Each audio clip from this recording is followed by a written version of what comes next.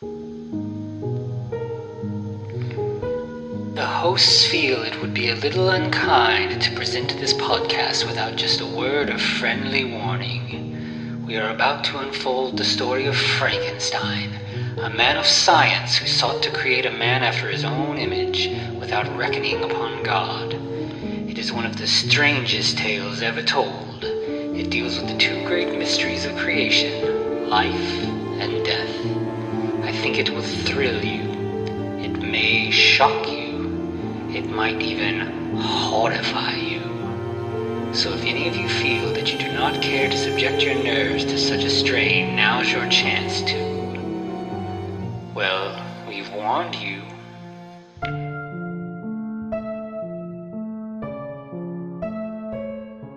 Hello and welcome once again to the Frankencast. I'm the mad scientist, Anthony Bowman. My pronouns are he, him, and I'm joined as always by... the magnificent flowing bath science robe that is Eric Velazquez. My pronouns are also he, him. So this movie, so we're doing Mary Shelley's Frankenstein this week, as we mentioned last week. Just got this fancy Arrow Video reissue, and I gotta say, I didn't remember really being that crazy about this movie, but I loved it this time. I got so into this movie. It's pretty good. Like, yeah. This is the most book accurate one we've seen so far. Oh, for sure. And like in the past, you know, when things have been less than accurate, it's usually about like streamlining the story or just focusing on like the horror or whatever. But this, anytime that it's like changed, it actually kind of digs deeper into characters or kind of makes some connections that weren't there in the book. So like rather than simplifying things, every time it diverts from the book, it really kind of complicates things in interesting ways. Well, yeah, I mean, it took its cues from Bram Stoker's Dracula, which came out 2 years prior. Right? Oh, yeah. So that we dug deeper. We actually tied Dracula, the person in history, to the mythological character that is Dracula, as opposed to just having a really cool name, Dracula. Yeah. You know, so of course we're just going to go just as deep for Mary Shelley's Frankenstein. So kind of, it is made by the same people, more or less, I believe. Yeah, I think some of the production, you know, obviously the Bram Stoker's Dracula was Francis Ford Coppola, and this is directed by Kenneth Branagh, who plays Victor Frankenstein in it. He has directed a lot of Shakespeare adaptations, and I think in recent years he did like a couple Agatha Christie adaptations. He did the Murder on the Orient Express a couple years ago that I think was kind of a mild blockbuster. You know, it's kind of had a lot of big name actors and stuff in it. But he's got another one coming out. What, Death on the Nile? Yeah, I think so. That's like a sequel to that one. But I think he kind of has a reputation as being sort of like an actor's director. You know, it's not about the movie, the sets, all that. It's, you know, that's why he does Shakespeare stuff. You know, it's acting. It's, you know, it's kind of stark backdrops, stark props. You know, it's mostly just like people who are well-trained actors doing Shakespeare, you know. So he kind of maybe has a reputation as being sort of like dry. But this movie is not that. This movie's big in like every way. Yeah, we got some blood and guts. We've got some gore. We've got some action. We've got all the good stuff in it. It's a wet. It's very wet. Yeah. And also, this thing is studded with stars. Like, once again, we have Kenneth Branagh as lead as Victor Frankenstein, right? Mm-hmm. So we also have Robert De Niro as the creature, or the monster, as we like to call him. We got Helena Bonham Carter as Elizabeth. We got Bilbo Baggins himself, Ian Holm. Yeah. I'm gonna keep a couple names to myself here. I will mention that Henry Clerval is played by Wolfgang Amadeus Mozart. Yes. If you're a big fan of that. Yeah. Yeah, when he comes up, I was like, is that him? And, right? Yep, sure enough. Right? He seemed somewhat more sane in this one, but, you know, we'll get to that. Yeah, he's a lot more reined in, which is why it took me a second to be confident that it was him, because it's such a different role. Oh, there's a few people that are like, who is that? Is that who I think that is? Well, and even like Helena Bonham Carter, like, you know, she's kind of got like a reputation as like she plays like the crazy goth girls in all the Tim Burton movies and, you know, Bellatrix from Harry Potter and stuff. But this is a much more like even-keeled, measured role, and it really works. Like, she is really, really good in this. Yeah. I mean, it's still in that wheelhouse, right? But, oh yeah, especially by the end of Yeah. it. But Yeah. I think that's what makes it really work so well is that she plays the Oh, tame character, and then when you get to the end, it's really really cool. I mean, and also, she's the happy one. She's like the, hey, let's live life. Yeah. As opposed to just being, kind of dour and dark. Exactly. But yeah. all right. So we start with some text crawl. It's the dawn of the 19th century, a world brink on revolutionary change. I don't think any of this is actually from the book. Yeah, I don't think so either. I think there's like a little quote before that I think might be from like a Mary Shelley about writing the book. Correct. I think- do believe that is the case. Yeah, but then we get like the sort of like Star Wars crawl that sort of sets the stage. And then we cut to a ship in a storm in the Arctic Sea, which I think is the first time we've seen this in any of the movies we've talked about, and is how the novel starts. So we're already, batting 1,000 as far as like following the book. And, this ship kind of, it's like a storm. It gets stuck up against an iceberg and kind of frozen in. Yeah, it turns out the captain's, he's a little obsessed with finding that Northwest Passage. Oh, yeah. And even his crew are like, hey, listen, man, if we don't turn back, we're going to do a mutiny. Yeah. We're just letting you know. Yeah, he's kind of like, as soon as we get our, chop our way free, we're going to keep going to the North Pole. And like his first mate's like, seriously, they're going to mutiny if you don't change your mind here. Yeah, it's like his selfish desires are possibly going to get him hurt. Yeah, and that metaphor definitely comes into play as it goes in a way that I don't think really gets hammered home in the novel the way that it does here. But yeah, before they can kind of make a decision one way or the other, a man on a dog sled approaches, and so they get, they're all out of the ship kind of chopping at the ice and stuff.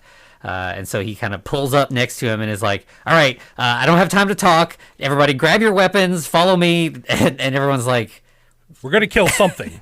yeah. And the captain's like, dude, I'm the captain. Like, I give the orders around here. We're not just going to follow you out into the ice with all of our weapons.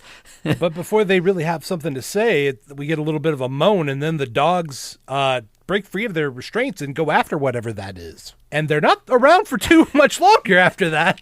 Yeah, they take off, and it's like the men kind of get ready, like they're gonna like go chase the dogs down, and this mysterious man is like, leave them, they're already dead. And then we like hear all these like sounds of dogs in pain and like some quick cuts of like bloody dogs, and like you don't really see much, but like clearly Couple hand swipes. Yeah. yeah, the guy was right, the dogs are dead. Yeah, effectively. Well, it turns out that the men believe the devil himself is after the captain because he's so obsessed with finding this passage through the North Pole. Yeah, and so then they get the man onto the ship, and the man says that he'll tell his story so he can explain what's going on. And, then, of course, he introduces himself as Victor Frankenstein. Dun, dun, dun. And that's when we begin the story in earnest. Yeah, so we back got the most of this movie. Then it's like a flashback from this point. Flashback so far that like we actually start with like a young Victor. Right. But before we get this though, did you get the line where Victor game recognizes game to us in a degree where Victor is like, you've got my madness, don't you? Oh yeah, yeah. To hammer the point home that we mentioned earlier. Yeah, exactly. So they're both cut from the same cloth. They're very single-minded. They have their goal, and they're going to keep pushing no matter what. Consequences be damned. Yes. So then we get into the flashback, and we get like young Victor, and he's dancing with his mother. His family is like, they're very happy and loving. You get this whole, this is what they're doing for entertainment. They're just like, have somebody playing the harpsichord. They're all just kind of dancing around this sort of ballroom. This massive cavernous ballroom. Oh, it's huge. Yeah. Yeah, it looks like something out of the 1940s, like a set from the 1940s movies or the Universal movies, kind of like German Expressionism, because the stairs are like, they're wider at the bottom and slowly taper as you go up, but also there's no rails. There's no rails on these stairs. So we meet Victor's father, the aforementioned Bilbo Baggins. Ian Holman. And he is escorting a young orphan girl named Elizabeth that the family has decided to take in. But yeah, and they meet off, and they seem to hit it off at that point. Yeah. Victor and Elizabeth. And then we sort of immediately get to, like, still young, but now played by our adult characters. Right. We get Victor. He's studying. His mother comes in to talk to him. She's very pregnant, and she kind of talks about how he was always serious, even when he was a boy. And she tells this whole story about him collecting fireflies. A lot of kids collect fireflies because they're just kind of fascinated with the bugs or whatever, but he wanted to use them as a lantern so that he could stay up all night reading. But as happens when you put a bunch of bugs in a jar, they ended up dying. Yeah, you need to poke some holes, give him some food, you know? Yeah. But so, we're already getting this stuff about that he's very studious and he's like playing with life and death. We're already kind of getting a good picture of who Victor is. Yeah. But I think that this Victor is a more well-rounded, real human portrayal than we've had in any of the other movies we've seen so far, because she kind of is like, there's more to life than studies. You should enjoy life, spend time with the people you love, and he does. Like, they go downstairs and they dance again, and it's Victor and his mom and the dad's there and Elizabeth, and they've got a servant girl named Justine, and everybody's kind of taking turns playing at the harpsichord and dancing, and everybody's just having a great time. And like, we never really get those kind of scenes with Victor in any of these other movies. Not at all. Even with his kids in the Universal movies, it's pretty much they're of the one mind, or They've got a couple notes, but they're not as fully fleshed out as this Victor. Yeah. I mean, he goes through the whole gambit of pain, happiness, sorrow, everything. And speaking of pain and sorrow, in the middle of the dance, the mother collapses, and we, as I just mentioned, she's very pregnant, so we pretty much cut right to her giving birth, and things aren't going well. Yeah, I mean, things are going bad when Bilbo is half naked, covered in blood, trying to deliver a baby. Yeah. Victor's father is a doctor in this as well. So, thankfully he was there and is able to try to help. But yeah, there's a lot of blood. Apparently the baby is breached maybe. And she says, he cut me to save the baby. Right. So, it's one of those things where we've seen this play out in a lot of different movies. It's the mom or the baby, or possibly they might both die if we don't make a quick decision. Exactly. So yeah. The next thing we see is the father saying, I did everything I could, and he's just, completely covered in blood. Well, not only that, but we have Frankenstein Victor himself declaring that his father is the greatest doctor in Geneva. And of course, God says, well, maybe not so much as lightning strikes a tree in the most dramatic fashion, right? Yeah. So then Victor is like screaming, bring her back, bring her back. Then it cuts to like 3 years later. Right. Victor's at her grave. Here we kind of get the impetus for where he's going to go in life. He's talking to her and says, no one should have to die like this. I will stop this. Right. So I think in the book his mom does die, but I don't think that it's from a birth. But either way, like, this really kind of hammers home that, like, his intentions for all this stuff with, like, life and death, it's from a personal place. It's not just because he cares about science or anything. He had a very personal death that is affecting him, and he wants to prevent this from happening in the future. Yeah, as someone who's lost a parent, big mood. For real. Yeah. Yeah. So then we get Victor's lab, and he's already kind of doing some very preliminary experiments. Mm-hmm. He's got a puppet of a dog that he's controlling with, like, heat. So he's just kind of seeing how, like, energy can be passed from one thing to another. And it's not our usual, like, disembodied hand with electricity running through it. But it's kind of the same thing where he's figuring out how to transfer energy in such a way as to, like, give at least the illusion of life to start with. Oh, don't worry about that disembodied hand. We're going to get there. But anyway, yeah, I mean, he gives the whole energy never is destroyed. It just converts into something else, right? Yeah. But again, like, even after the death of his mother and, him kind of really honing in on his studies, Elizabeth comes in and she's like, you need to get out and have fun. She picks up this little, like, water jet thing and is like, what is this for? And he's like, it's to keep the electric eels moistened. And she's like, what? And she just starts squirting him with the squirt gun.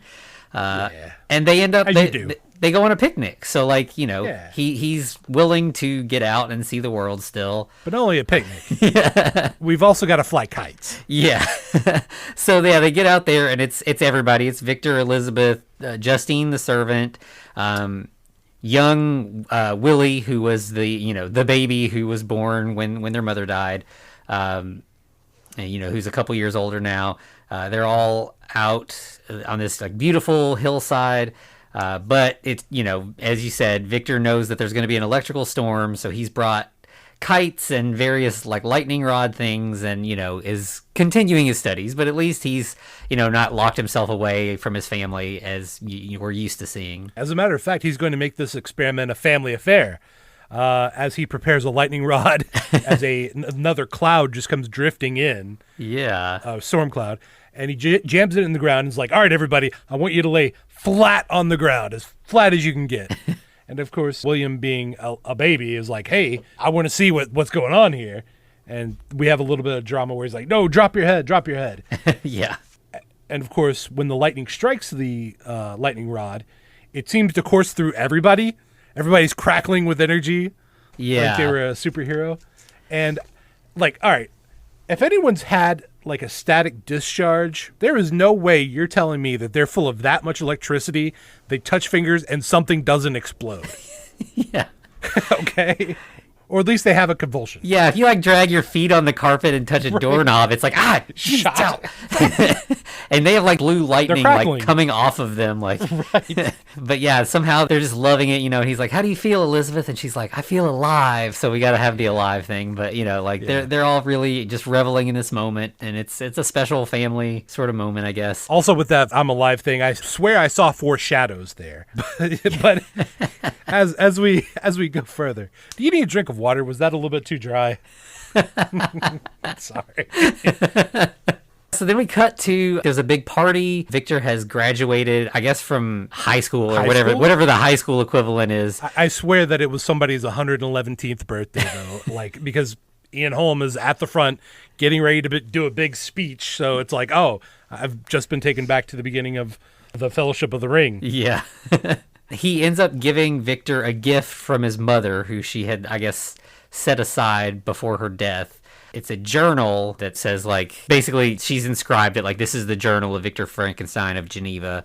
He's very touched by this, of course. And then we get a moment with Victor and Elizabeth. They've, like, stepped outside of the party, and they're sort of, like, dancing on the balcony.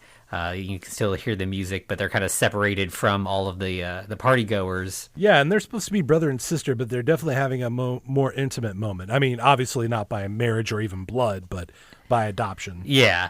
Yeah, so this isn't quite as creepy as, the brother and sister in Flesh for Frankenstein, but right. But yes, they have fallen in love. And, for this time period, I guess this is not super uncommon, cousins and stuff like that. But yeah, they have fallen in love. He asks, "Are you my sister?" And she says, like, sister, friend, lover. And then he's like, wife. And so he's proposed and she says yes, and he wants to marry right away, but she's like, no, you should go to school, I'll take care of the house, I'll keep watch on your family, and when you finish your schooling, then we can get married. Yeah, makes sense. That's very sensible. Yeah. So then we cut to him at school, and he's renting like a large attic space for a lab. The lady's like, this isn't, really great living space. It's this really tall, weird attic. And he's like, nope, that's going to be perfect for what I need. That's exactly what I'm looking for. Yep. And of course we have a musical sting right at the end. It's like, we know this is going to be used for. Yeah, exactly. And then we get like some scenes of him at school, of course. The like classroom is this really kind of weird, it's almost like a panopticon kind of building. Like it's like a round column with balconies all around the outside. And the teacher is like on the lower level talking up, and everybody's like looking down on him from various levels. And his name is Krimp, which I don't think is from Paul? The book. So I think that's definitely a reference to Paul from the movies. I might be wrong. I might be misremembering. I know that the other teacher's name that we hear is from the book and also from the movie. But yeah, either way, like this is definitely like placing itself in the Frankenstein pantheon with lots of little references like this. And Victor is not happy with what Professor Krimp has to say, and they like basically get into a shouting match. Yeah, because the professor is like, listen, you need to hone yourself on actual physical science. And, of course, Victor's like, no. We should have more philosophy to our science, which, that's up in the air, I guess. Yeah. But, of course, he brings up ancient, like, alchemists and sorcerers like Agrippa, Paracelsus. These are actual alchemists in history that their science is questionable at best. Yeah. It's like, let's mix it into some type of acid and see what happens. Yeah, so like Kremp's like, we're doctors. We only need to look at hard science. And Victor, he's like, the only way to advance science is to kind of step outside of science and pull things in. So they kind of both have a point to a certain degree. You know, you do have to kind of, if you stay in what's definitely proven, you're never going to get any better. But it seems like Victor may be pulling from antiquated sources that are not necessarily going to make things better either, other than that this is, you know, a science fiction story. So of course we're going to get some fantastical things where science does things beyond our present capabilities, much less the capabilities during that time period. But of course, after this, Henry Clerval introduces himself to Frankenstein. They become fast friends. Yeah, they're like walking along, and Henry is definitely also of the mind that Kremp is too stuck in the old ways, and they kind of discuss another professor, Professor Waldman. That's a familiar name. And he had some trouble with the authorities in the past. There were rumors of illegal experiments. And, you know, yes, of course, like Waldman was a character in the books, and we know him from the first movie. He was Henry Frankenstein's professor in the first movie. But of course, Waldman seems like a kind of mysterious character with a shady past. Yeah. Apparently, he's done some experiments in the past relating to dead bodies and reviving them, and ran afoul of the law, apparently. Mm-hmm. Yeah, so then we kind of get like sort of a bit of a montage. We get like some quick scenes of Victor in classes with Waldman, where like he seems to be doing well, like he seems to be kind of thriving in that classroom and having like engaged discussions with the professor. And then you have him with Professor Krempf, where he's fighting. Yeah, arguing with him, not doing so well. And then we get Elizabeth reading a letter. Victor has sent a letter home. She's reading to the family, you know, where he's kind of telling how things are going at school. And then he has a PS that gets a little bit more racy that she kind of keeps to herself. You know, that's just for her. Yeah. I love that he just puts it all in one letter, though. Like, right. All this stuff like, hey, family, how are you doing? And then at the end, it's like, I miss your breasts. Right. Kissing your body. Yeah, it's like he would at least add a note that, hey, maybe don't read this next part to the family. Yeah. But then, of course, we actually get a moment where Victor's basically talking about how he wants to progress Waldman's former works and advance them a little bit. Yeah, they talk about the new science. They use the word Galvanism, which, you know, we see a lot in these. They kind of discuss something that sounds basically like acupuncture. Like they talk about like ancient, like Asian wisdom, where you put little needles into pressure points and then run electricity into them and stuff. But like electricity is the key, you know, that's... Oh, yeah. Of course, electricity is where all this is all about, right? Oh, yeah. But Waldman sounds a little familiar. I'm not sure, but he's extremely familiar. He kind of has a silly walk, I think. I don't know.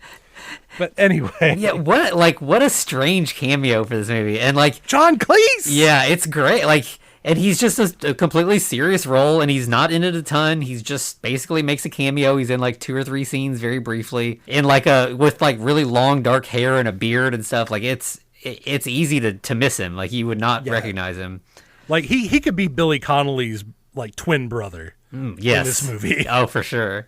But he's actually kind of a scary guy because he's talking about, you know, hey, I almost brought somebody back from the dead. Yeah. I got a little bit too close. And this is where we get the disembodied monkey's paw. Yeah, we get a disembodied hand, as we were talking about. And we also, you know, there's been a lot of like monkey science in Frankenstein movies. So we kind of get that combined into one part here. They, you know, run wires and like electrify it and everything. But he almost breaks Clerval's hand. Yeah, he like won't let go. And, you know, Victor real quick is like, I need to reverse the polarity. Right. Reverse the polarity. Works every time. Oh, yeah.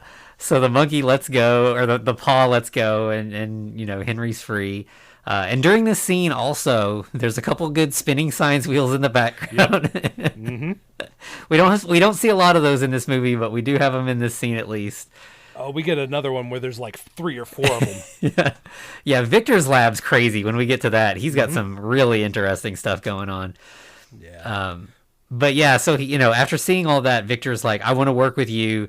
And Waldman's like, you can't tell anybody what we're doing here. Like it's complete secrecy. And then we get some stuff that, boy, is very, very relevant today. Yeah. Turns out there might be a plague going on. And this I don't think is in the book. So like this No. is something that Branagh added, which is funny I that think- like it's still relevant today.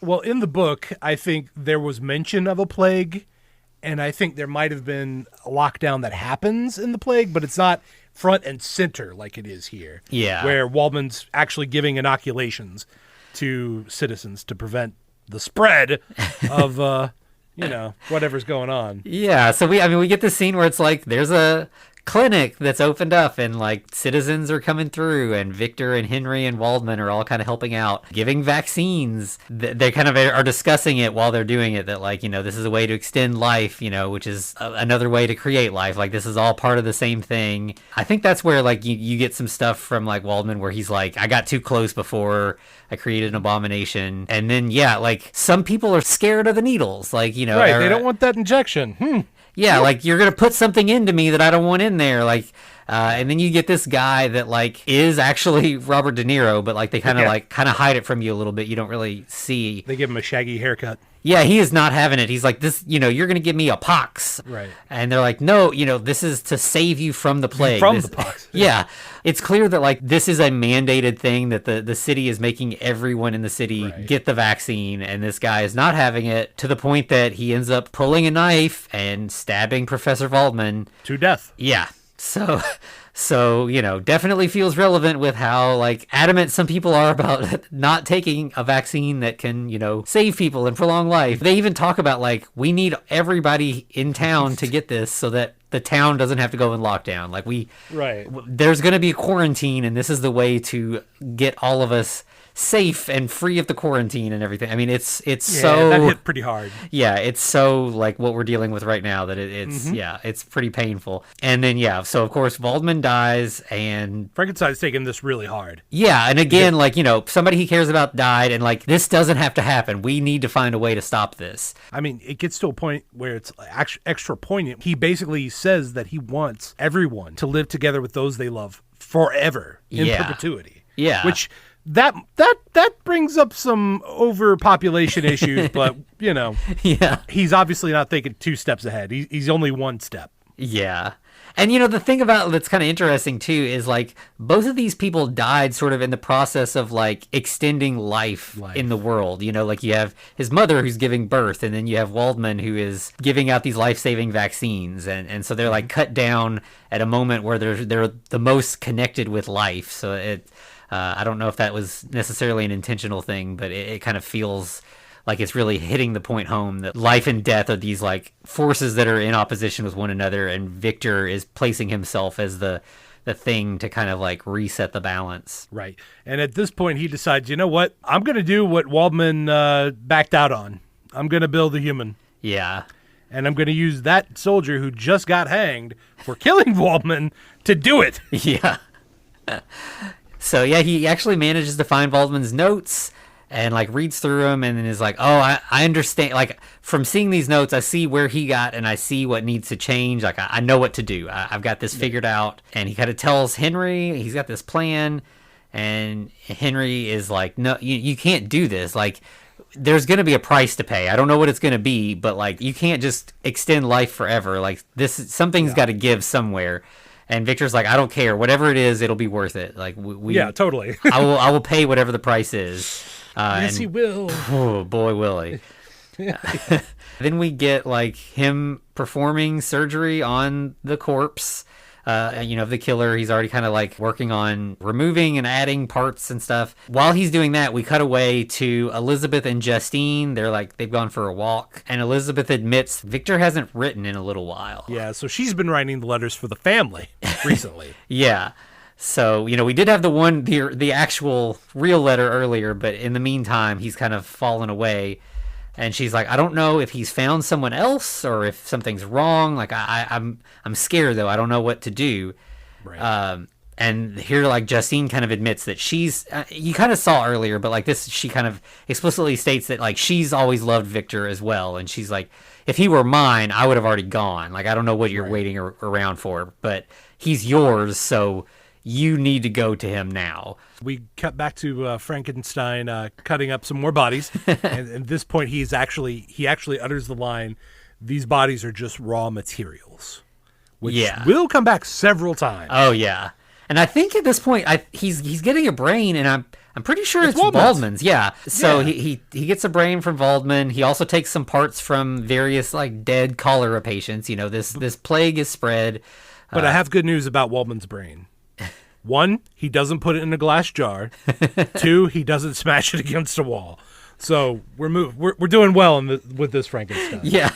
This is the first time I think that the brain has like made it into the body without getting Intact. damaged. Right. Don't worry, there will be some brain damage later. Yeah.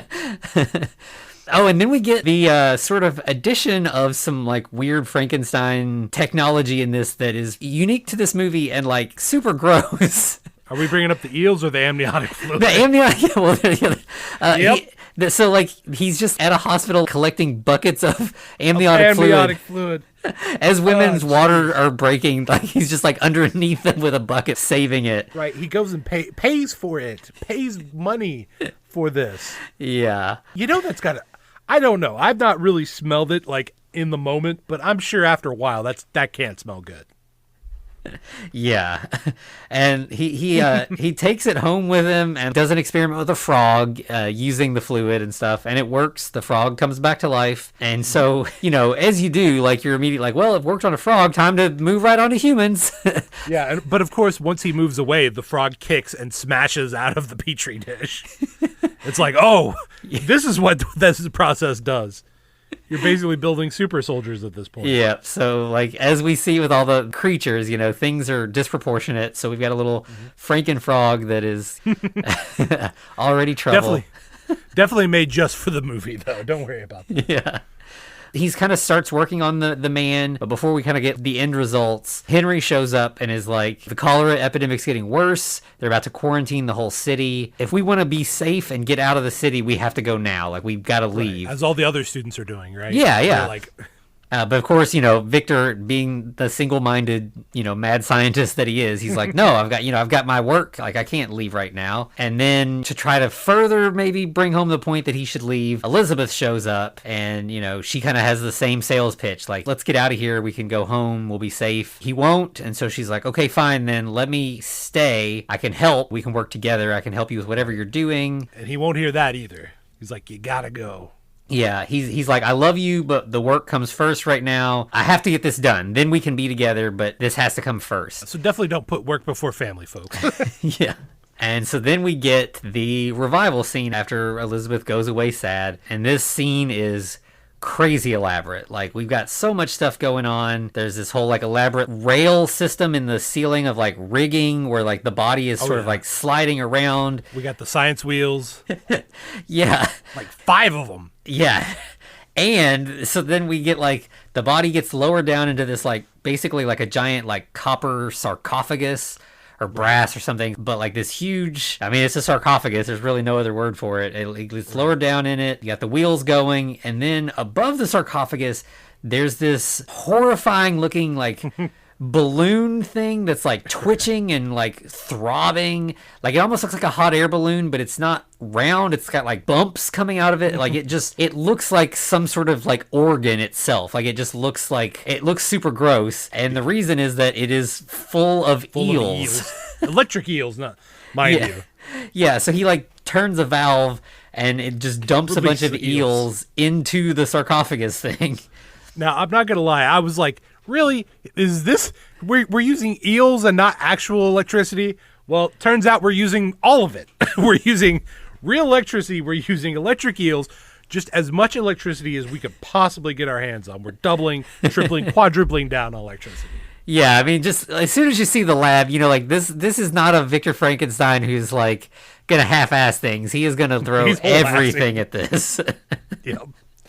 But can we also talk about how, like his father, the Frankenstein family likes to practice medicine half naked?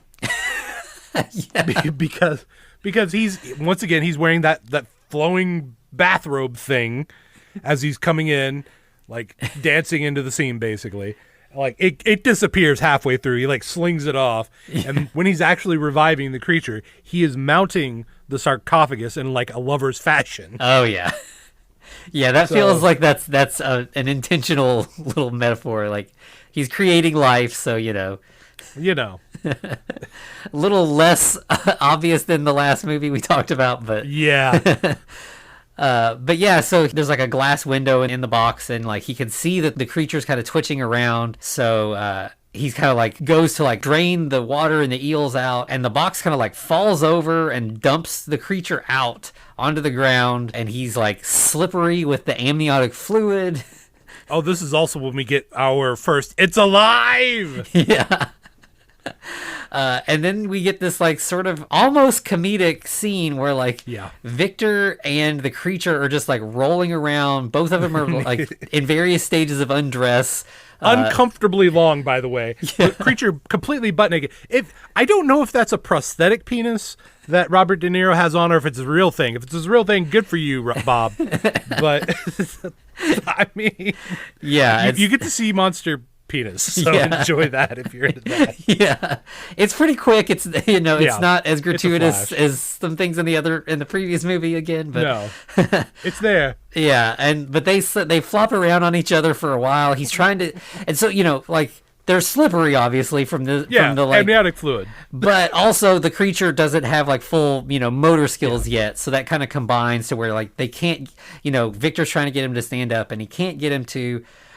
Finally, he kind of like half gets him to stand up and sort of like loops his arms into like a bunch of just like rigging that's hanging down, like chains and ropes and stuff. So he's like kind of like half standing up from that. But then Victor slips still. He falls and somehow like I guess pulls a rope or something, and a weight, like it kind of reminds me of like backstage of a theater, where you just have like the bags of sand and stuff that you can kind of control things. But this like heavy weight just like flies down and hits the creature right on the head. So there's possibly our brain damage. Possibly causing all the problems in the future. I doubt it, but maybe. Who knows? But we got to have like at least a hint that like maybe there's something wrong with the brain. So we get that. But also the creature gets like lifted up off the ground in the process, and it's just kind of like hanging up, sort of in like Christ pose. Yeah, T-pose. Yeah, and this is where we get all of these movies, like you have Victor who is like single-minded, like I've got to create this creature, I've got to find the secrets of life, and then we always get that flip where suddenly he's like, I hate what I've done, this thing is an abomination. It always feels abrupt to me, like it never feels quite earned. This one's a little better, but it still feels pretty quick. Like he sees the creature hanging up there and he's like, what have I done? Right. And he says something like, tomorrow this journal and its secrets must be destroyed. Well, not only that, in the final page of the journal, he literally writes, the creature's malfunctional. It's an abomination, it's malfunctioning, it's not working right. Like it has super strength, but no motor reflexes, no brain waves to speak of. It is an abomination. I shouldn't have made this thing. Yeah, so I guess he's just, the flopping around convinced him that, like, this creature's just not there. As opposed to a newborn baby. Yeah, exactly. That needs a little bit of time to get all those, everything kind of communicating with each other the way it's supposed to. And so the creature, while it was hanging from the ceiling, it's just kind of, like, unconscious, presumably from the head injury.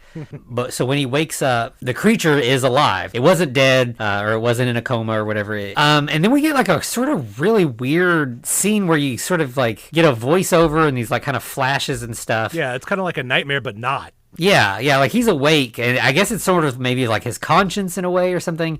But you get this line that's like, "Do you think this thing will thank you for its monstrous birth?" That's coming from the overlaid vision of Professor Kremp. Yeah. So, and that sort of justifies the flip. Like, of course, okay, if this creature is an abomination even unto itself, it's not going to be happy that it has been created. And so you need to put an end to this thing's suffering, basically, in a way. How do you do that? With a giant fuck-off axe. That's how you do it. Yeah. But of course, the creature escapes. We get some kind of like scenes of it sort of hiding out in the city, like, huddled. It steals some clothes. Yeah. It's got like it's almost like a duster kind of coat with like a hood, and that's pretty much its only clothes. It kind of, it uses the hood to kind of disguise itself so people don't see, that it's got stitches all over him and everything. Right.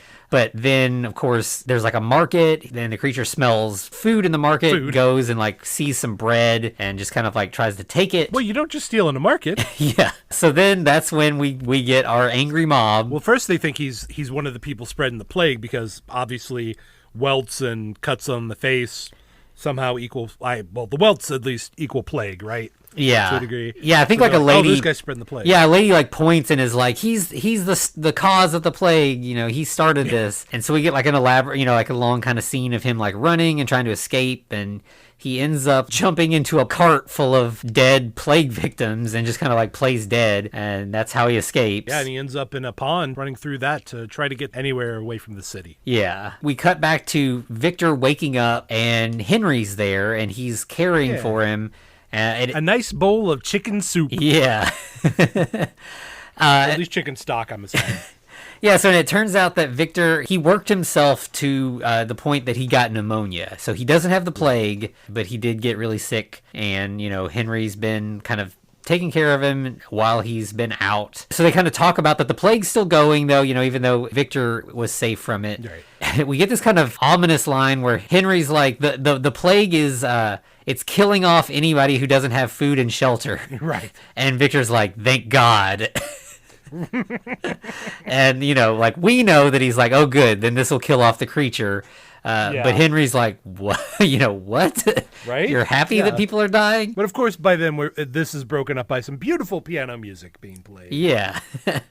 And it turns out he has another visitor, Elizabeth, who is happy to see him up and awake again.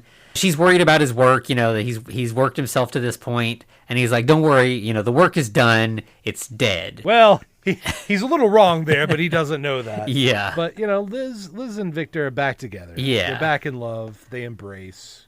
It's good to see the happy couple happy for a moment. Well, yeah. But, of course, echoing that music, we also then skip to the forest where the monster is running through it, and we hear some recorder music being played. Yeah, so he comes upon a little shack in the woods and hears the music, and I think he hears a family approaching, and he kind of goes to hide in like a nearby like a pig pen that's sort of like attached to the house, like stables almost. Yeah, it's kind of mud floor. There's a bunch of pigs in there, and he kind of hides around a corner. They kind of go in to feed the pigs and throw some pig slop, and of course then he crouches down with the pigs and is eating the slop. So yeah, this monster ain't picky at all. He'll go for whatever's there. Yeah, clearly he's basically feral at this point and is suffering. He's just anything he can do to survive. So he just kind of continues to live in the stable, and he kind of listens to the family through the wall and sort of becomes friend. It kind of reminds me of listening to podcasts, where you become friends with these people who they don't hear you, you're just hearing their side of the story. Right. And so he just kind of hangs out and listens to them talk through the wall, and we find out he has Victor's journal, but he can't read it. But of course, we have a few notable faces here that they're familiar to a degree. Of course, we have the son, we have the wife who wouldn't be familiar to us. We have a daughter, but we have an old blind man. Yes. Yeah, he's making dinner for everybody. Yeah. We recognize him from The Bride, and it's just this happy family. In The Bride, the blind man was sort of by himself, but here he's got sort of a caring family with him. But we do find out that they're kind of starving too. It's very cold, they're poor. They're thinking about trading one of the pigs to try to get some produce because their field full of potatoes is just frozen to the point that they can't even harvest them. Right, they can't even work the dirt. Yeah, to a degree. It would take an army of men to plow this field. So I think they pull up 3 or 4 potatoes, and that's right. Going to be their dinner for the night, and they don't know what they're going to do. But they can't sell the pigs because of the plague, basically. Yeah. The town's under quarantine, so they can't even get there to sell the pigs, even if they wanted to. So then, that night, the creature goes out and just harvests the entire field of potatoes for them. I could see this going a whole nother way if the creature had just introduced himself with that whole harvest of potatoes. Yeah. These Frankenstein movies like to do this, where they give us an idea of a good life for the creature and then pulling it out from under us. Yeah. And it feels it ain't much, but it's honest work. Yeah. So, the family, they're kind of confused. They don't know how this happened, where these, who helped them. The son of the family is a little bit skeptical. He's kind of there's got to be a reason for this. I want to know why. Yeah, you don't just get good stuff for free. Yeah, exactly. That just doesn't happen. But meanwhile, the little girl is it's probably the good spirit of the forest, and she starts like leaving little notes and little like gifts for him basically. So the creature sort of made this friendship that is sort of one-sided, but like at least he, he's doing things for them secretly, and he gets to like listen to in this the blind man plays like a flute instead of a violin, or it's like a recorder kind of thing. And so he's able to listen to that through the wall. He listens in as like the mom is like teaching the daughter how to read, so he's like using Victor's journal, like teaching himself how to read. So it's just like this really great arrangement for him, like it's just working out. Yeah, and the monster seems happy to a degree. Yeah. He's kind of learning some words, like to speak and to read. And then we kind of cut back to Victor and Elizabeth. They're talking about like they're actually going to get married. Like they're really engaged now. And they invite Henry to come back to Geneva with them to work at Victor's practice. So like they've kind of got this good thing going. Like we're at this point where everybody's happy and you just kind of want the movie to end. Like let's just happily ever after for everybody. This is going to work out. But to shatter all of that, the landlord for the family, who is evil because he's a landlord and all landlords are evil. I mean, it's just a fact. Yeah. He shows up and he's like threatening and everything, and then like the creature just takes him out. Like the rest of the family's gone and it's just the grandfather. So the creature just like kills the landlord. Honestly, it's kind of funny how it happens, because the landlord comes in, he like kicks the girl off, the girl goes running to get help, and he starts beating on the grandfather, and then he hears the noise inside the house. And he goes to investigate it. And it's like the monster just takes a step out, grabs him, and like slings him up against the roof of the house, and then proceeds to just kill him. Yeah. It's like, okay, that's kind of funny, but yeah. And so then like the blind man's like, all right, come on in, friend. Like, you killed our landlord. You can't be that bad. Yeah. And you kind of get the sense that he maybe has known that somebody's been there for a while, between like the gifts and like, just blind man hearing or whatever. Like maybe he's known that this guy has just been hiding out in the pigsty this whole time. But he seems to be helpful, so obviously we're not going to raise too much of a stink about it. Yeah. So they kind of like have a moment where they kind of hang out together, and the creature basically is like, people don't like me, I'm hideous, no one will accept me. And the blind man like feels his face and is like, oh yeah, you've had a hard life, but like you're welcome here. And he's like, don't you have any friends? And he's like, I have some friends, but they don't really know me, referring to the family. And then the rest of the family shows up, and things don't go well. So like the father sees this strange, ugly creature and starts beating him and kicking him out, like pushes him out into the, the yard, and like, get out of here. Right. And then we see the creature just like crying alone in the snow for a little while. And it's not normal cry. It is full on ugly cry. Yeah. It's really heartrending. It really is. I mean, again, this was his chance, and like it just all fell apart. So like every good thing that he's had in his entire life was just taken from him suddenly. To be fair, if the son had also asked questions, we could have avoided this too. But communication, it's important. Yeah. And like it even like, so the creature kind of gets to a point where he's like, he goes back to the cabin, like maybe he wants to try this again, maybe we can clear up the confusion. Well, they ain't there because they left because, well, their landlord's dead now. Yeah, their landlord's dead, and the father's clearly like skeptical of what's going on, and he just wants to get his family to safety. So the creature just kind of sits down and starts reading through the journal and like reads Victor's words about how he's a horrible abomination, basically. Yeah, that'll do it to you, won't it? So he snaps, he burns down the cabin, and you get this great moment of him like out in front of the burning building, and he's like, I will have my revenge, Frankenstein. Yes. That's a great, that's probably the shining, well, not the shining moment, but it definitely went into the trailers. Yeah. We'll say that. Yeah. So he's ready to go to Geneva. Yeah, we get like this scene of him just like walking through the snow. He's just, we're not sure exactly where he is at the moment, but theoretically close to Ingolstadt, where he was created, and he just walks the whole way to Geneva and just coincidentally happens to find the Frankenstein house. At the Frankenstein home, they're preparing for the wedding. Everybody's kind of, in good spirits. Everything's, going well. Willie goes to play out in the woods. And he hears some familiar recorder music being played. Yeah. And he also, so Victor has given Elizabeth a locket with a picture of himself in it instead of a ring. Like he's going to give her a ring, but he can't afford it yet. So this locket's kind of taking that place for the moment. But Willie wanted to look at it, and he has run off into the woods with the locket. Of course. kids. So he hears the music. He, goes to follow the music like as the creature did and comes upon the creature and drops the locket, tries to run away. Then, we kind of cut to the creature he finds the locket and sees Victor and is like, oh, okay. So yeah, this is my enemy. I'm in the right place. We don't really see what happens to Willie. Like but we do see him stalking off towards where the kid went. Yeah. And the next thing we know is like the family's like, Willie's missing. He should be back by now. It's quite late, right? Yeah. So they've started a search. They're all looking for him. Justine just runs off kind of by herself and goes up into like the hills and finds herself into like a small cabin. Yeah, and there's like this bit where she's like laying there sort of tired. Like, yeah, I don't know if she's like in like grieving or what, but she's basically like laying on the ground in this little shed or something, kind of like twitching, sleeping, but unconscious or out of it. And the creature kind of goes in and, you think he's going to kill her too, but instead he leaves the locket with her. Yep, lays it right on her. Yeah, and so he leaves. Meanwhile, Elizabeth has found Willie, and she's like carrying his dead body. It very much feels like the Maria That's scene. That's a callback. Yeah, because she's carrying him like, limp in her arms and everything. So, she's obviously heartbroken. Everybody's mourning. And then meanwhile, they notice that Justine is now missing as well. Yeah, and of course, Miss Moretz, she said some nasty things while Justine was trying to help Elizabeth fit in her dress. And she's a little worried and feels bad about that. Yeah. So they're getting ready to like start another search, going to do a second search party. Well, turns out somebody's already found Justine. Yeah, the police found her unconscious with the locket.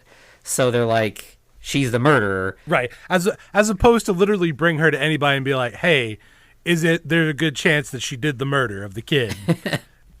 Yeah, like they don't even bring her to the family. They're just like, we have the murderer. She's at the jail.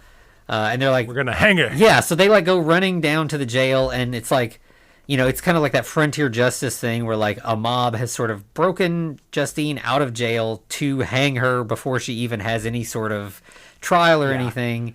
And no say, no trial. Yeah, and they do. They put a noose around her neck and like throw her over the city wall. Like she has a long drop.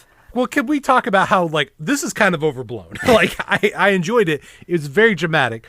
But there is no way you fall that far, that fast, and your head doesn't come off. Oh, yeah. Like, well, also, it's kind of all right, we'll get to it. But they, like, throw her at least a good, 50 feet in the air? Yeah. Effectively. And, like, she comes down. I mean, she obviously has a bungee harness because you actually see the rope spring back. But it's like, geez, if that was a real thing. Oh, yeah. Like, once you hit the bottom of that 50 feet... There's no way the head doesn't roll. Yeah. It's definitely just played for like dramatic. It's to look more dramatic. So like it's a long drop, and the family like sees her falling, and you can't stop anything. And it's just so that you can live in that moment of dread as she falls for a little longer. Yeah. But yeah, so then like that night, the creature shows up and like confronts Victor, but he's just like, "I'll meet you on the sea of ice," and then he just leaves. Right. Yeah, it's basically right after they cut Justine down. Like he's like, "All right, guys, we'll cut her down. We'll bury her in the morning. Just take a rest." And then when he's by himself, the monster just grabs him and is like, "All right, buddy, I'm not going to kill you here. You meet me on the sea of ice, and we'll have a conversation." Yeah. So yeah, and it's like the next morning, Victor is telling Elizabeth and Henry that he has to go.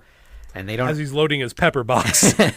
Yeah, and they don't really understand, but he's like, I have to do this. Just trust me. I got some killing to do. Yeah, and it's weird because it's like, he's just out in this like tundra basically, but somehow they manage to find each other. Yeah, I do like how he actually gets like the climbing gear, like the pickaxe, and like climbs up a massive mountain by himself. Yeah, he climbs up the side of an ice wall. He gets up to the top, and the creature like leaps onto him. And they like fall through a hole into like this ice cave. And of course, Victor's human, so he kind of gets KO'd by this, and the monster's being the monster, or the creature, doesn't. Yeah. So then like when Victor wakes up, they're just sitting in there, and they have this like long conversation, and like this is sort of the centerpiece of the movie for me. Like this conversation is something that we don't really get in any other Frankenstein movie, or we haven't so far, where you get like the creation being able to talk to his creator and tell him how he feels about everything. Right. And he's like, listen, you made me, but you made me all by myself. Yeah, you gave me these emotions, but you didn't tell me how to use them. And, Very good. Yeah, and he says something like, "What of my soul? Do I even have one? Am I many souls from all these parts, or no soul at all? Where does this?" Very philosophical. Yeah, and ultimately it gets to where he says, "I need a companion. Like, if you make me a companion, no human will ever set eyes on us again. We will head to the North Pole. We'll just hide out, and we'll live our own sort of monstrous life away from the eyes of humanity." Yeah, I think as he says it, he says, "Just one life for all of others." Yeah, and he says he says, "I have love in me the likes of which you can scarcely imagine, and rage the likes of which you could not believe." Yeah, if I don't receive one, I'll indulge the other. Yeah, exactly. That's a hell of a threat. Yeah. Yeah. So Victor, like, he agrees. So this movie kind of takes Frankenstein and the Bride of Frankenstein and kind of combines them. Yeah, I mean, that is book accurate. Yeah, right? yeah, So, definitely. So Victor heads home and talks to Elizabeth and is like, "I need one more month to work before the wedding." Right. And Elizabeth is not happy about that. They fight, and she's like decided she's moving out. She's leaving. She's like packing. She's done with this. Yeah. Yeah. And the creature shows up to Victor with Justine's body. She's been hanged, so Victor's like, "Not her." And but of course the monster says, "Materials. Remember, nothing more." Yeah, you said so yourself. Raw materials. Your words. Threw him back in his face. Yeah. And Victor's kind of like not, this is seeing this real person that he knows. It's too far. Yeah. But the creature says, "If you deny me my wedding night, I will be with you on yours." Hell, the monster just has all the great lines. You know what I mean? He really does. He's got all the good ones. And so good. It's Robert De Niro, and like, so he just knocks out of the park. He's so good in this. Yeah, I mean, this was when he was at his prime. Well, more or less at his prime. I mean, it was what, 20 years after Taxi Driver almost. Yeah. But still, like, this is prime time De Niro. It's good stuff. And like the creature makeup looks so good. Like it's not the exaggerated sort of thing we've seen with all the Universal movies and stuff, but it really just looks like if you sewed a bunch of dead bodies together to make a person. Right. Like, well, another cool step is though that, like, it's very subtle, very subtle. They actually remove the stitches as you go further along in the movie. Yeah.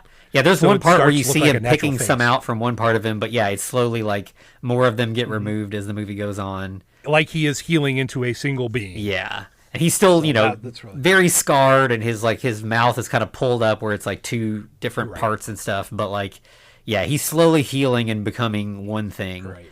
At this point, like Victor refuses and goes back home and is talking. He tries to run off, right? Yeah. So he's talking to Elizabeth, and he's like, "I've done something so evil that I'm afraid I'll lose you if I tell you." Well, she goes, "If you don't tell me, you're going to lose me." Yeah. So, like, they kind of have this moment, and finally, like, she says, "Marry me today. Let's just get married. Let's forget all of the, wedding plans. Let's just do it.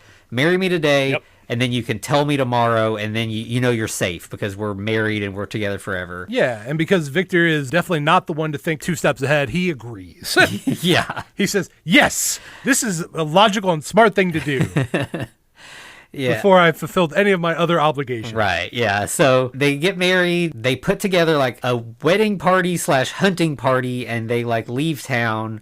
Well, like when they're getting married, the father is in bed. Like, so he's already either sickly or he's too tired to do anything. Yeah. The wedding's at his bedside. He blesses them, kind of gives away the bride to a degree. But yeah, then they go, the hunting party or the posse gets assembled. Yeah.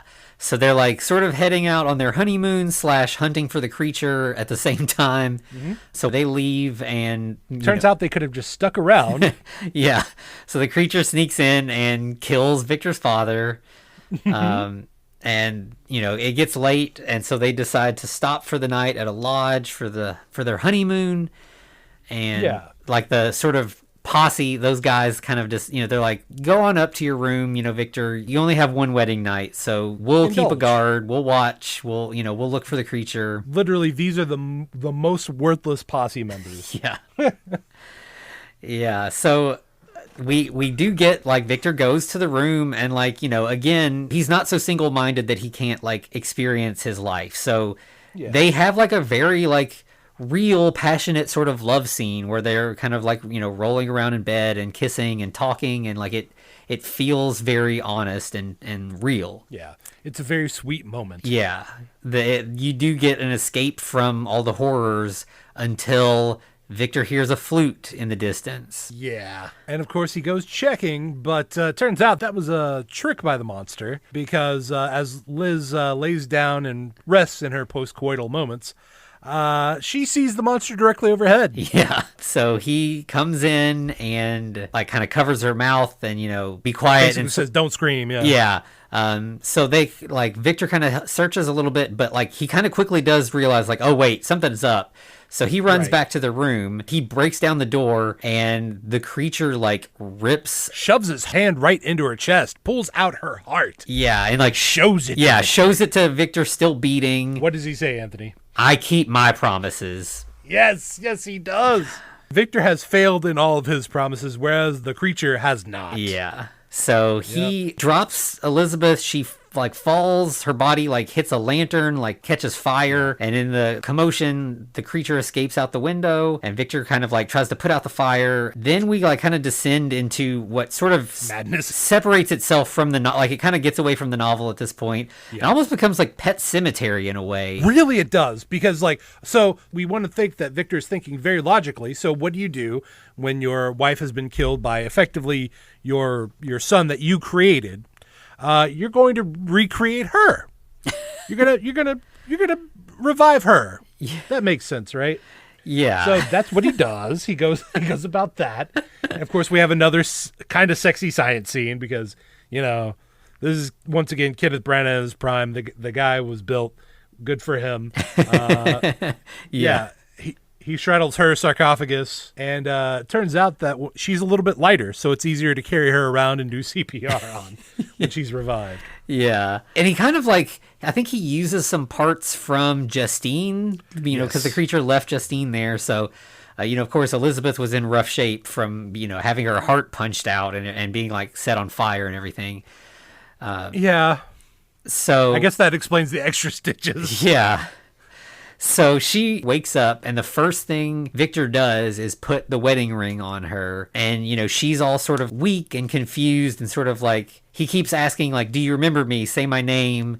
And she doesn't, she doesn't really say anything. She's very, like, out of it.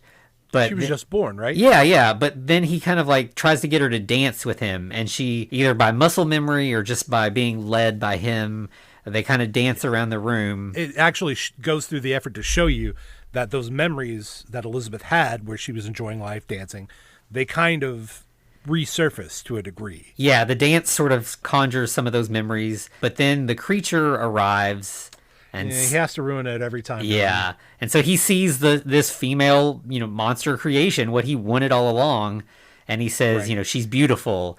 And thank you for making her, Dad. Yeah. And Victor's like, she's not for you. Right. And then they kind of get in this, it's almost like parents fighting over a kid or a pet or something where they're both like calling for her to see who she'll walk to.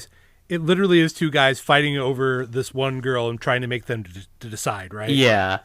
Well, it turns out this is a feminist movie because this monster, even though she does finally recognize Victor's name and she did see herself in the monster, decides she's going to take agency. She's done with all this crap. She grabs a lamp full of oil and douses herself. Yeah. It says, I'm out. Yeah. So she sets herself on fire and then starts like running down the hall, just like setting the whole house on fire. So we will not have a House of Frankenstein because it's all been burned down. Yeah. But there's a little bit more movie to go. Yeah. We forgot about the boat. We're back on the boat. Yep. So that was just a little flashback. Now we're back to the present. Victor says that he's been following the creature north to kill him. Like he knew that he was going to head north, but he's just so very tired now. And he just kind of like dies. Like he just kind of fades away. He looked pretty good at the beginning of the movie, though. I didn't think he looked that tired. Yeah. And so the ice starts to kind of break a little bit, and the captain's like, as soon as we can get loose, we're headed north. Right. He still hasn't learned his lesson after hearing this whole story. But then they hear a moan. Here's the moaning again. Yeah, like he's outside at this point. He's left the dead Victor and is talking to his crew. They hear the moan from in the cabin. He goes back in there, and the creature is sitting there with the dead Victor. Yeah, mourning him. Yeah. So we get another really great scene with the creature. The captain's like, who are you? And he says, he never gave me a name. Right. And he does call Victor father. Yeah, he's crying and he's like, why do you weep? And he says he was my father. So like, yeah, it's really a sad moment where, like, you know, even though the creature and Victor are like enemies and have like hated each other basically this whole time, like it's still his father and he's still heartbroken. Now, basically, as far as my memory goes, in the book, the captain comes in, sees the monster. They have a couple of small exchange, not this poignant, not this, you know, emotional. And then the monster pretty much dips out. Yeah.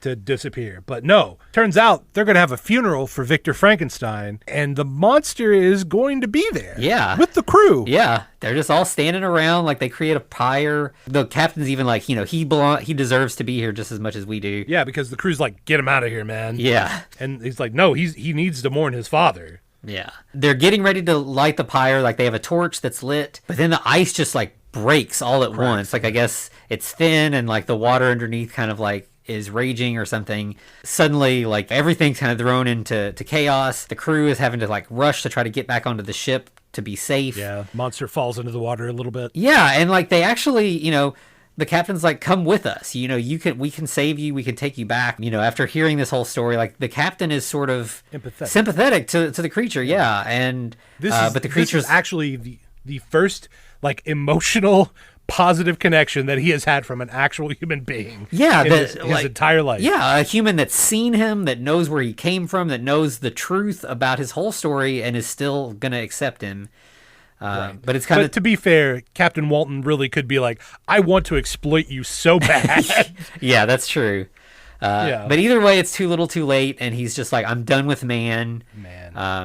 He swims with the torch like held above his head out to the ice floe where the pyre is still sitting, and he just like drops the torch on himself and the pyre and burns up himself and Victor all at once. And of course the crew drifts away, but we do not get an abrupt end. No, instead we get the crescendo of triumphant music just rising up at the very end of this creature's life, presumably. Yeah, and we do get one tiny little button where the first mate's like, where to now, Captain? And he's like, home. He learned his lesson. Yeah, just that last little bit, like he realizes the folly of just being so single-minded and in a pursuit of a goal. So yeah, and that like maybe life is more important than being famous for discovery or whatever. So yeah, like, and I don't think that is from the book. Like I think that this whole sort of subplot of completely like an Ahab type sea captain learning, you know, growing from hearing the story is unique to this, and it's a great way to kind of like tie these two like disparate parts that did exist in the novel, but like, you know, this kind of makes them make sense together a little bit more. Yeah, it was in the book, but it wasn't as blatant and obvious. Yeah. Like it was much more subtle, much more like there is parallels between these two men. That's pretty much as far as it went. Yeah, exactly. These basically are the same guy under different circumstances. Yeah. But I got to say, like, when this movie came out, if I remember correctly, it was panned. It was definitely not as well received as I think it has become. Yeah, I think that maybe Bram Stoker's Dracula that was really well regarded. Really overshadowed. And I don't know if people just kind of got burned out on this concept or they didn't think this one was done as well. But yeah, I definitely think that this one has been reevaluated over time and gotten a little bit more love in recent years. Right, as the monster should.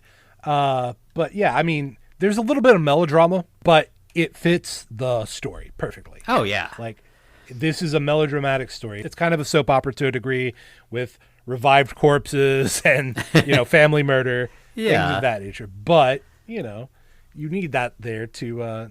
It just makes everything fit nice and neat amidst the gore and guts. And hopefully this new reissue will get more eyes on it and sort of get a second life with like a whole new generation discovering it. Yeah, this one's the classy one. Yeah. And I actually, so I sat down to watch this and pulled out my DVD copy and like, I was thinking like, man, that new reissue looks so pretty. I don't know if I can justify buying it though, since I already own it. And then... Turns out that the DVD copy I have is so old that it was in full screen. Oh, see, you got to get the new one. Yep, I was like, well, that's all the excuse I needed. So I rented it. I watched it a different way because I'm not going to watch it in full screen. Yeah. But it was like, now I'm going to have to replace that copy. So sure enough, I'll have to get that soon. Yeah. But yeah, I can't. Yeah, like this movie, I can't recommend it enough. I think like it made its way into like my top 5 Frankenstein movies already. Like at this point, it just this watching of it just really blew me away. Yeah, I mean, at least on accurate book accuracy, it definitely has made the extra effort, whereas everything else has not gone that far. So good on it for that. Yeah. And I mean, aside from it just being literally the story that kind of spawned science fiction horror to a degree. Yeah. So, yep, it's good stuff. Yeah, and it's just everybody in it is just like at the top of their game. You know, like we were saying, like this Victor is more human than we've seen before, and then the creature even is more like looks more human, and like obviously is more eloquent, has all these great lines that he gives. Helena Bonham Carter, you know, she starts out as the normal love interest Elizabeth, and then at the end is this very damaged creature, you know, like burned away hair and scarred up and everything, and like kind of twitchy in the same way that Elsa Lanchester is in The Bride. So we get like the both sides of that. So yeah, it's just everybody's doing, you know, just great Bang work up in job. this. Yeah. Yeah. So yeah, I can't recommend this one enough. All right, so that'll be this week. Make sure you check us out on all the socials. At the Frankencast, we're at Instagram, we're at Twitter, and we are on YouTube. We're also on Spotify and anywhere else you get your good podcast tastes, or your tasty podcast. Sorry. All right. Anyway, yeah. So what's happening next week? So next week, I know you're very excited. When we first started talking about doing this, there was one movie that you were like, can we do this movie? I really want to do this movie. And I was like, oh, absolutely. Of course we're going to do this movie. I want you to know, before we go that far, I want you to know this entire month, like spring is here officially. And we are blooming because, all right, go ahead and let them know what we're doing next week. Next week, we're doing Young Frankenstein. Not only Young Frankenstein, the week after, you're getting Reanimator, baby. Yes, yeah, we got good stuff. So yeah, Young Frankenstein, and then we're gonna do, you know, a whole series of all the Reanimator movies. So we got a lot of good stuff to look forward to in the coming weeks. My body, the pieces of my body are ready. I'm excited. Let's do this thing. Yes.